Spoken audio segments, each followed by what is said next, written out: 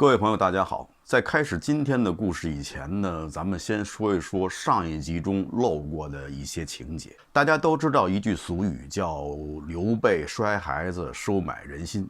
那么在历史上，刘备到底有没有摔过孩子呢？这个呢，可能还真没有。大家想想，刘禅那时候应该还不到1岁，尚在襁褓之中。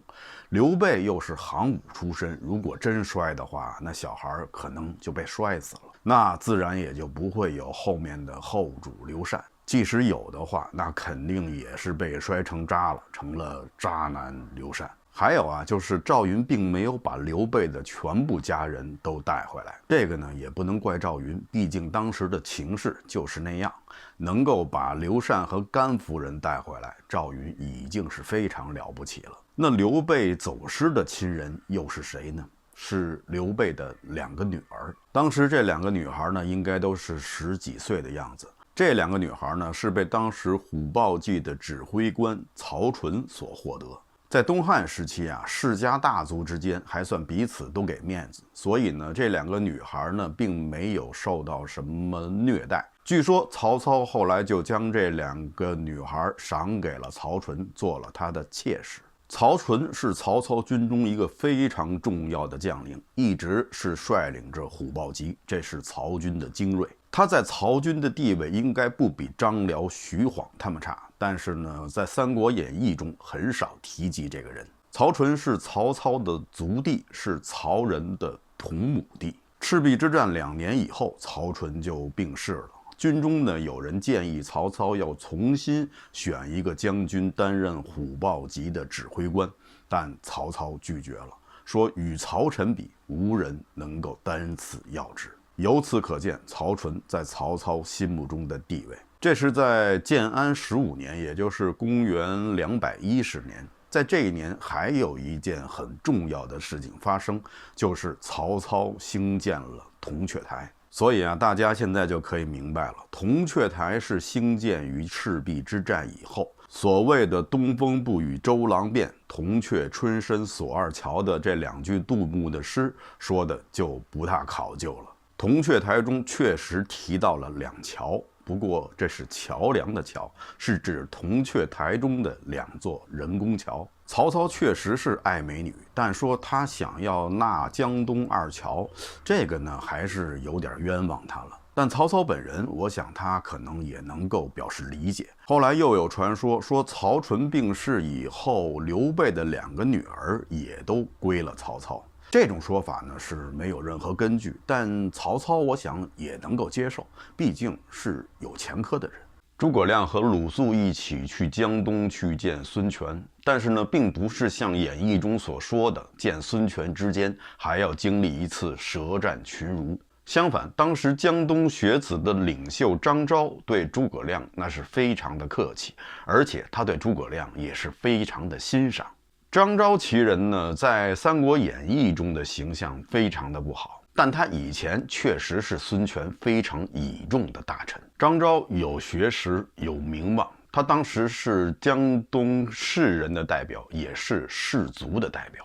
张昭呢，也有一个缺点，就是脾气比较大，比较耿直，所以呢，容易得罪人。有一次啊，在某一件事情上，他与孙权的意见相左，孙权呢也没有采纳他的建议。最后呢，事情的发展还真如张昭所料，孙权把事情办砸了。张昭为此很生气，就闭门不出，这官儿他也不想当了。孙权亲自登门来道歉，但张昭连门都不给他开。孙权好歹也是一方之主，怎么能受得如此的冷落呀？结果孙权也急了，就命令人说，他不是不出来吗？那就把他的门用土给我给封上。既然你不出来，那你这辈子也就别出来了。张昭在里面也不示弱，你以为就你会封门呢？我也会。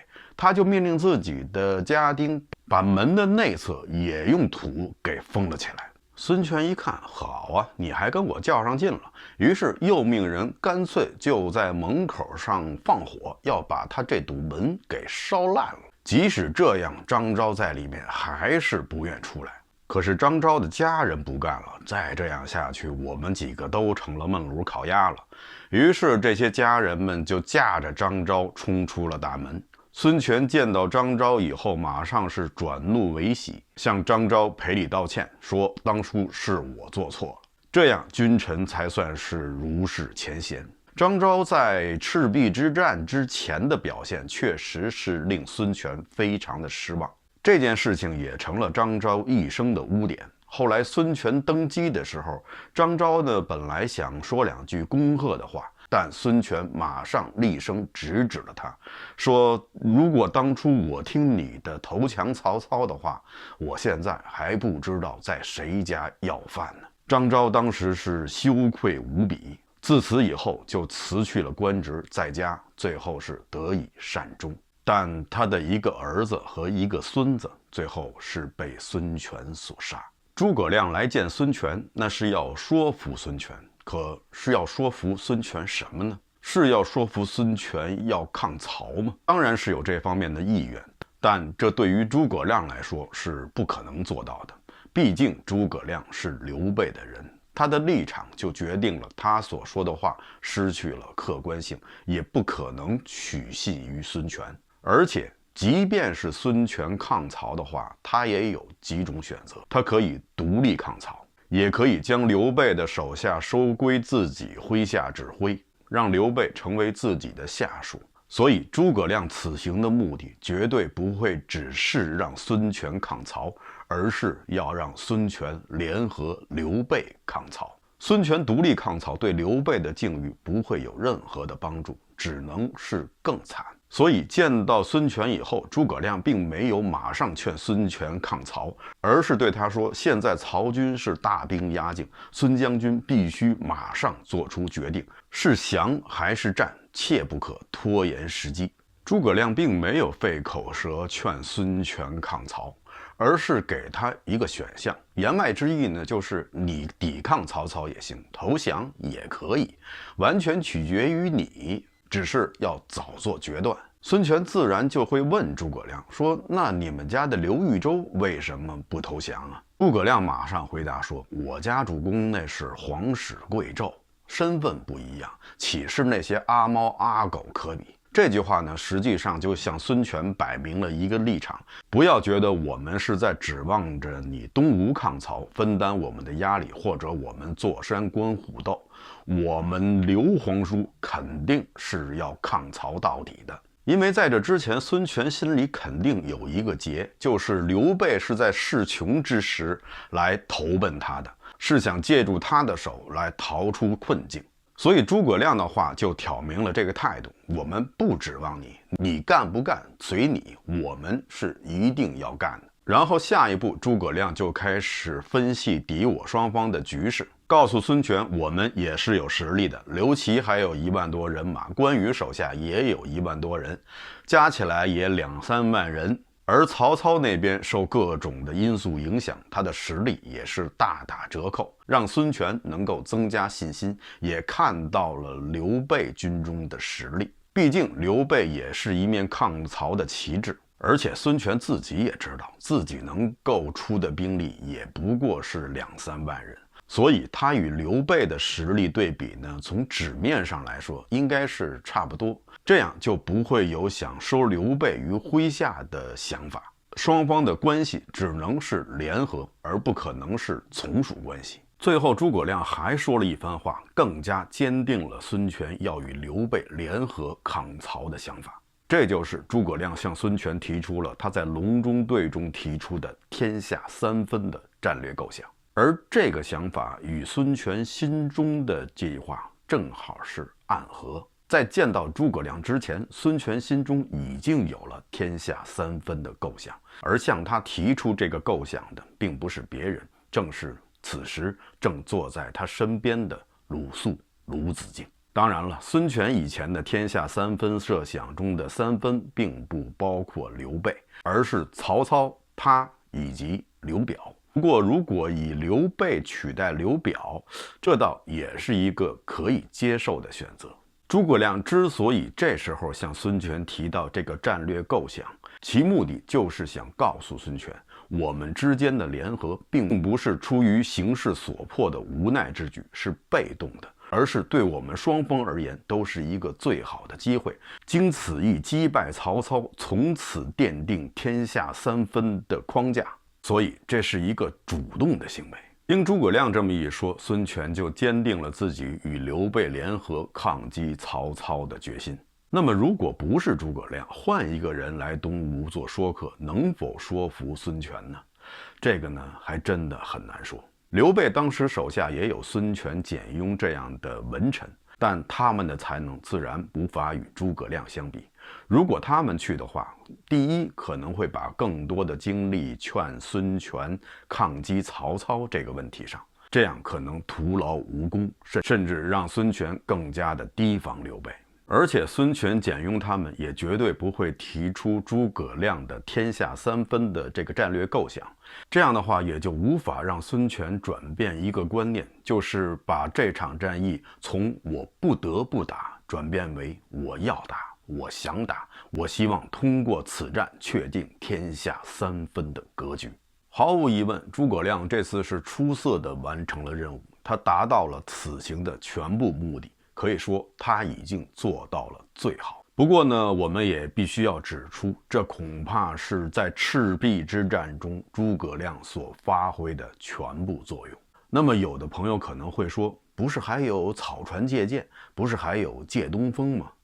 草船借箭和诸葛亮没关系，这是孙权干的，而且是在5年以后，是在赤壁之战的5年以后，孙权再一次与曹操对垒。孙权当时是驾着快船去曹操的水战中探听虚实，结果曹操命令弓箭手放箭，这样就使得孙权的快船的一侧因为箭都射在上面严重超重，发生了倾斜。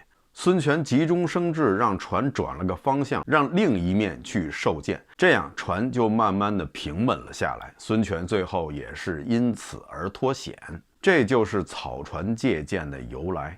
孙权的草船借箭并不是主动的，而是被动的。至于借东风，咱们呢一会儿再说。应该说，赤壁之战中的诸葛亮只是崭露头角，小试牛刀，他真正的舞台是在以后。所以我们说诸葛亮在赤壁之战中所起的作用仅此而已，并不是在因此贬低他，而是想把他请下神坛。走下神坛的诸葛亮不会因此而逊色，只会让他因为真实而变得更加的光芒四射。诸葛亮无疑是个天才，但天才也是有一个成长过程的，包括他与刘备之间的君臣合作。诸葛亮出使东吴说服孙权的时候，他是什么职衔呢？通过隆中对，刘备知道诸葛亮是一个战略天才，但他在战术上的操作能力又是如何呢？刘备心里也没谱。所以诸葛亮在出使东吴说服孙权的时候，刘备并没有给他任命什么官职。在《三国演义》和影视剧中，赤壁时期的诸葛亮被称为军师，但实际上军师这个头衔还远远没有落在诸葛亮的头上。那还是在赤壁之战以后，刘备收服了荆南4郡的时候，才委任诸葛亮担任了一个军师中郎将。军师中郎将这个官职是刘备自己发明的，大致相当于曹魏那边的军师祭酒。不过呢，军师祭酒没有带兵的权利，军师中郎将有，所以军师中郎将差不多相当于现在的参谋长，而军师祭酒相当于参谋。当时刘备给诸葛亮的主要职责就是让他负责治理所收服的4郡中3郡的民力财力，让他管理后方，同时为继续西征的刘备提供后勤保障。而刘备当时身边的主要参谋人员是庞统和法正。那是不是说刘备并不信任诸葛亮呢？肯定不是。刘备对诸葛亮的使用相当于西汉初年刘邦对萧何的使用，而对庞统、法正的使用相当于刘邦对陈平的使用。而萧何最后成为了西汉王朝的丞相，而陈平的地位是无法与之相比的。由此我们也能看出诸葛亮在刘备心中的位置。那么问题就来了，如果诸葛亮不是在赤壁之战中发挥最重要作用的那个人的话，那么这个人会是谁呢？其实很简单，诸葛亮是说服孙权与刘备联合抗曹的那个人。而与刘备联合抗曹，这需要有一个前提，就是孙权要决意抗曹。所以能够说服孙权决意抗曹的那个人，才是赤壁之战的关键人物。那么这个人又是谁呢？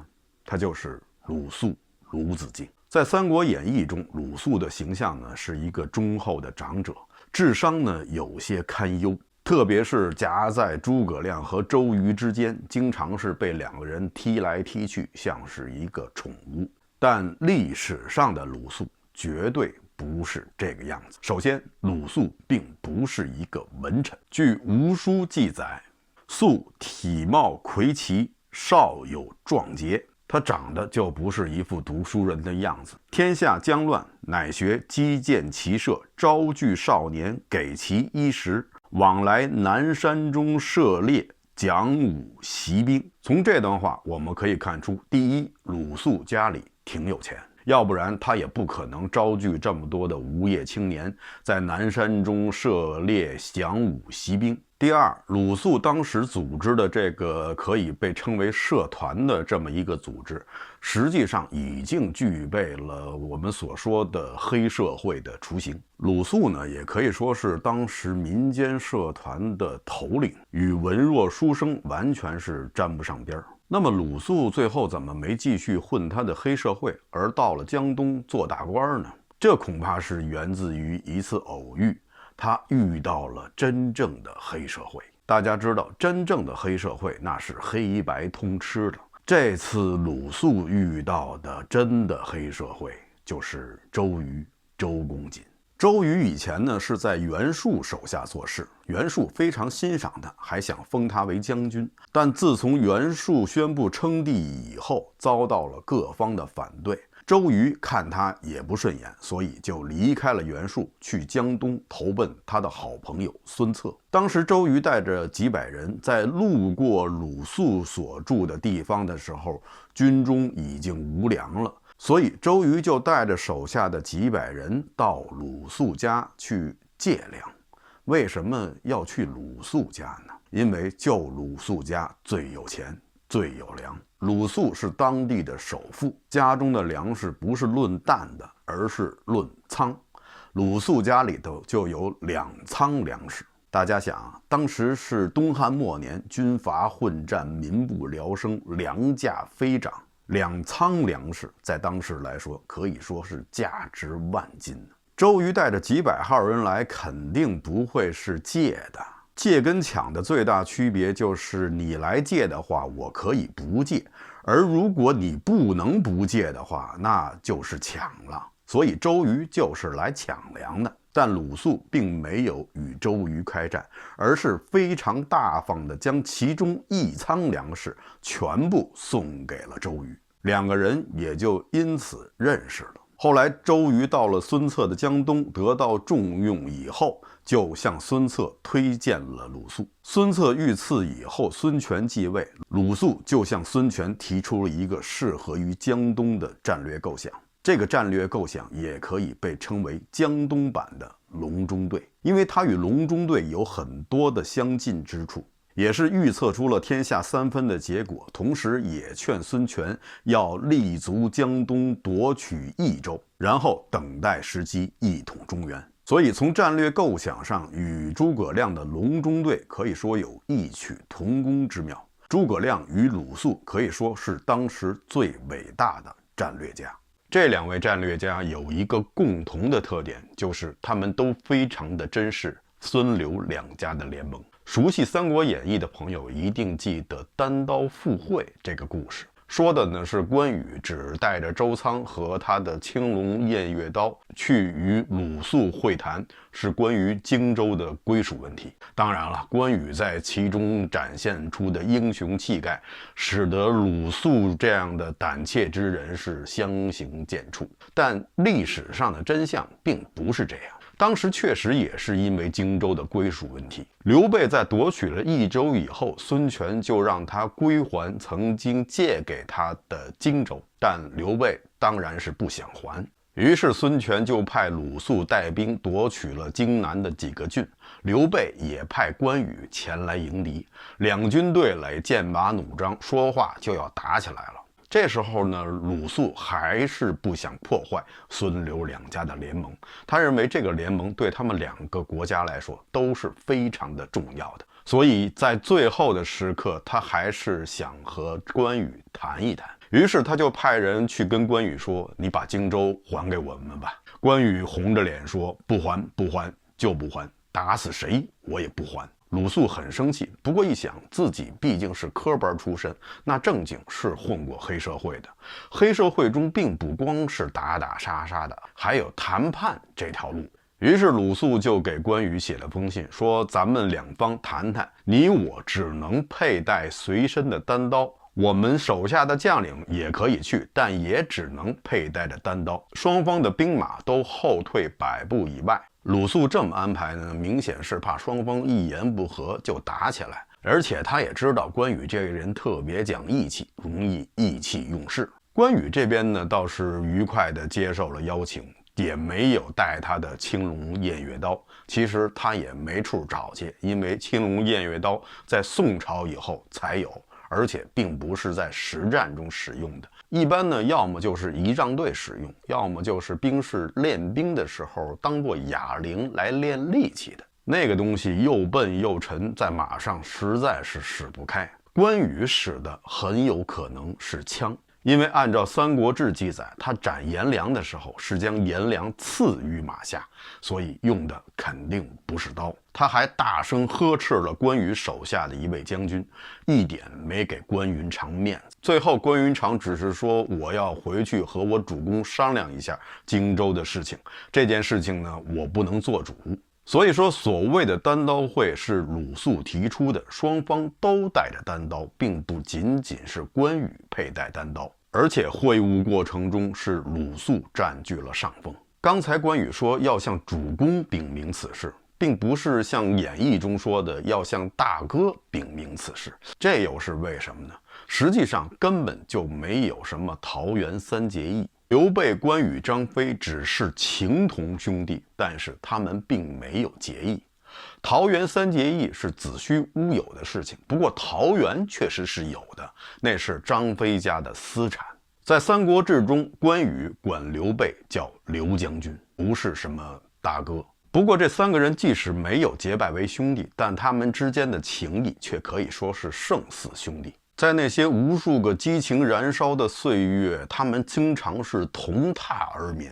能够享受如此殊荣的，我印象中还有赵云、赵子龙，那是他刚投奔刘备的时候，两人也经常是同榻而眠。所以说，在蜀汉的政权中，如果论资排辈的话，那么有一个重要的条件，就是你有没有与主公睡过。如果没有的话，那对不起，你只能往后站。我记得有一个朋友给我留言说蜀汉的陈道将军功劳也很大，为什么就比不上赵云呢？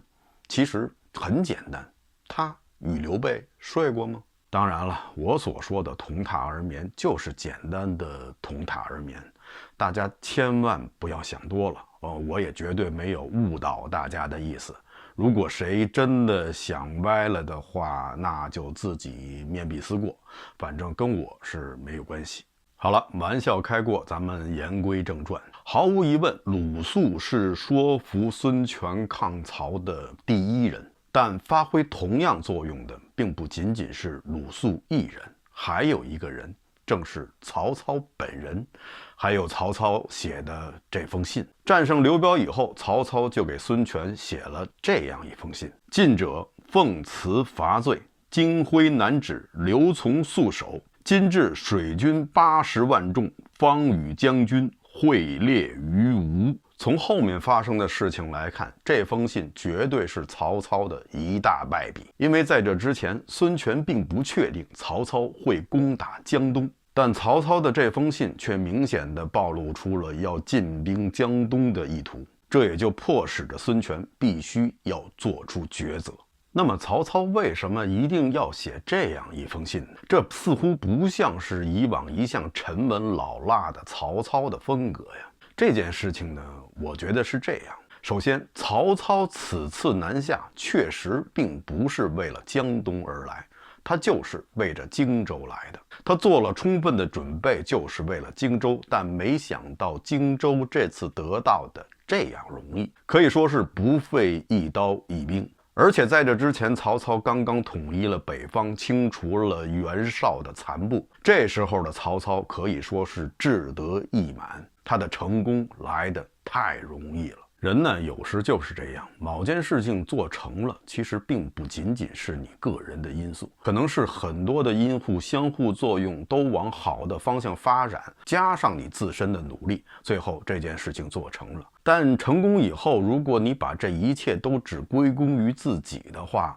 那么这也就是你下一次犯错误的开始。曹操也是一样。轻松得来的荆州使得他的信心爆棚，他觉得用同样的方法，我写一封信吓唬吓唬孙权，也许江东这次就归我了。远在益州的刘璋不是这时候也已经给我写信向我示好，有归顺之意吗？那孙权怎么不能呢？所以信心爆棚的曹操就给孙权写了这么一封信。收到这封信以后，孙权就与文武大臣商量，当时主和的就是张昭。也许有的朋友觉得奇怪，为什么刘表也好，孙权也好，他们依赖的那些大臣，关键时刻都只想着投降呢，都没有一战的勇气呢？这个呢，恐怕大家要先了解一下东汉末年的南北方的情势。在东汉末年，天下大乱，北方被黄巾起义搞得是一团糟，各军阀之间的混战更使得当时的士族大受损害。有所准备的士族后来发展成了豪族，而大部分的士族都流亡到了南方，就是江东、荆州以及益州一带。而在当时中国的南方，因为受到战乱波及比较少，所以他们当时的社会结构还保持着东汉末年以士族为主的形态。所谓的士族就是世家大族，也是当地的望族。这些人他们通过经济上的垄断和知识上的垄断，从而达成了政治上的垄断。所以可以说是铁打的世家，流水的军阀。不管哪个军阀上台以后，他都要与当地的望族亲近，否则他的政令就实行不下去。而这些望族呢，也并不介意哪个军阀在上面。这也就是为什么荆州也好，江东也好，这些被士族掌控的社会，他们对外的扩张的动力并不大，而对最终由哪个军阀来统治这个地方兴趣也不是很大，因为不管谁上台，他们仍然是高官得坐，骏马得骑，该发财的发财，该升官的升官。大家还记得《三国演义》中有这样一个情节，就是曹操在官渡之战打败了袁绍以后，在袁绍的大帐里发现了大量从曹操阵营中写给袁绍的信。曹操连看都没有看，就把这些信全部烧毁。曹操为什么这么做呢？因为曹操很知道这些信是谁写的，就是那些世家大族。曹操明白，即使是知道了是谁写的，他能怎么办？他能把这些世家大族全杀光吗？那么谁来帮他做事？谁来帮他统治这么大的地方？所以曹操干脆一烧了之。这只能说明曹操明智，对当时的社会状况看得通透。孙权召集的这些人也大部分都是当地士族的代表，其中的总代表当然就是张昭。不过鲁肃是个例外，他是由周瑜推荐而来的，他根本不是本地人。所以在众人劝孙权投降的时候，鲁肃是一言不发。当时的孙权觉得是压力山大，突然觉得腹内不太舒服，于是权起更衣，他要去上厕所。他站起来走以后，鲁肃也跟了上去。到了如厕的地方，鲁迅先恭维了孙权一句，说没想到孙将军如此的平易近人，还亲自来上厕所呀。孙权说，你废话少说，你跟过来一定是有话要说吧。鲁肃说：“将军莫急，您先请上座，不是，您先请上蹲。因为当时应该还没有马桶，所以只能蹲着。”于是孙权就蹲在了主位，鲁肃就在次位落蹲。这时候鲁肃就对孙权说：“您千万不要听他们说的话，他们都是在害您啊。”孙权说：“此话怎讲啊？”鲁肃说：“天下的人谁都可以投降曹操，我鲁肃也可以。我虽然资质浅薄，但是呢，我也能从一个县城开始做起，最后等老的时候，至少也能做一个太守。可将军您呢？您能做什么呢？”这句话算是点醒了孙权。因为如果孙权投降了曹操，可能将来面对的并不仅仅是官职大小的问题，而且还是一个性命的问题。从孙坚、孙策到孙权，这2代人一起在江东打下的基业，在这过程中，他们杀了不少的士族之人，而这些人有的就逃到了北方，现在正在曹操帐下听命。如果孙权投降了的话，不再是江东之主了，那么这些人能饶过孙权吗？而且不仅如此，江东的那些士族以前畏惧孙权的武力，他毕竟是江东之主，但如果孙权失去了这个权力的话，那么这些人的反噬也将是致命的。孙权当然不会忘记他的哥哥孙策是怎么死的。孙权这回彻底明白了，投降曹操对于他来说肯定是死路一条。这时候他非常感慨地说：“是上天将子敬赐给了我呀。”鲁肃确实是在这件事情上体现出了他的大智慧，不仅如此，还体现出了他做事的一些小技巧。比如说，他选择说服孙权的地点非常的关键，他选择在厕所。厕所这个地方呢，因为空间比较小，彼此之间就会变得比较的亲近，而且一般这时候人是最放松的状态，戒备心理不是很强，所以容易接受对方的意见。即使是不想接受对方的意见，如果在其他地方你完全可以拂袖而去，但在厕所的话，你就不能只做一个拂袖的动作就可以了，你至少也要把裤子提上来。如果只拂袖的话，人家还以为你在赶苍蝇呢。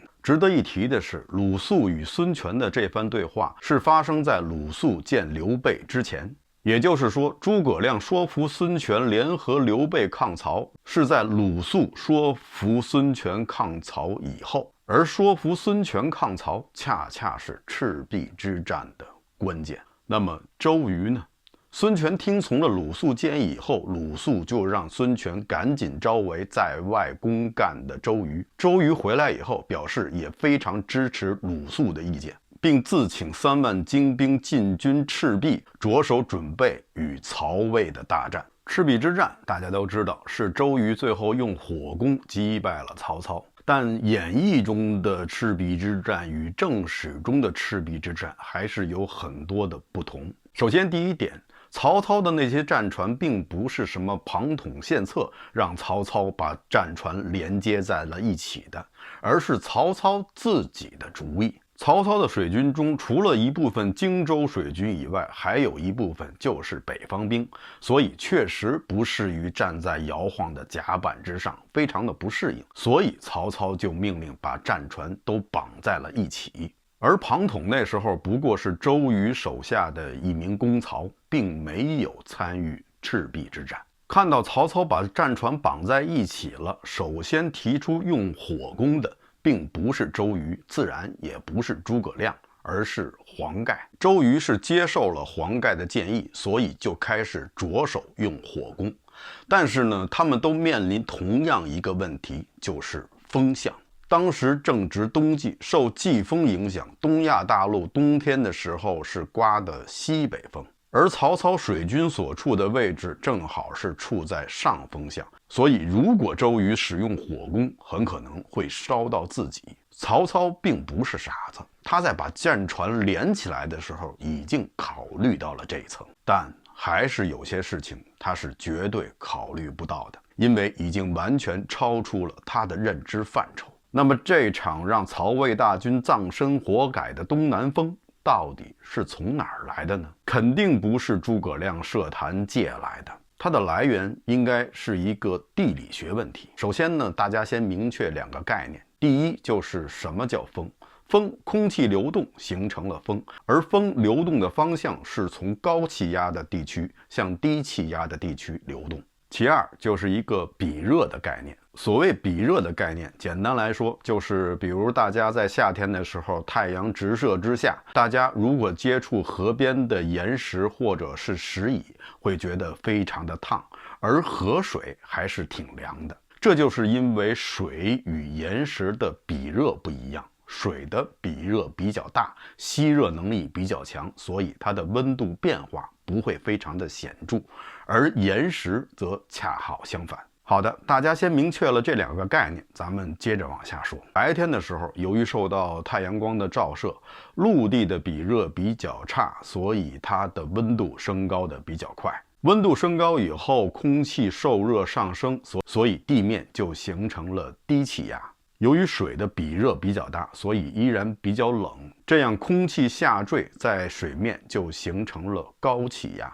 所以这时候空气流动的方向是从高气压到低气压，也就是说从水面到陆地。不过曹操的水军与江东的水军都是在水面之上，那么这个风应该是刮向谁呢？地理学家们研究后发现，这股风一定是刮向东南，从西北向东南，也就是周瑜水军的方向。